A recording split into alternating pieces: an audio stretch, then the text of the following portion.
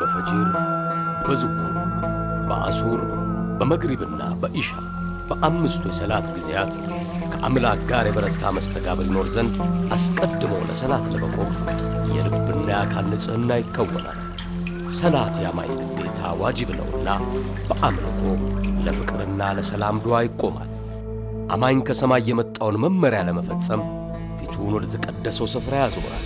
በበረታ መንፈስ በጽናት በትህትናና በፍቅር ተሞልቶ በቅዱሱ ረመዳን በጾም እየተጋ በሰደቃና በተቅዋ ደምቆ ሰዋብ ይሆንለታል።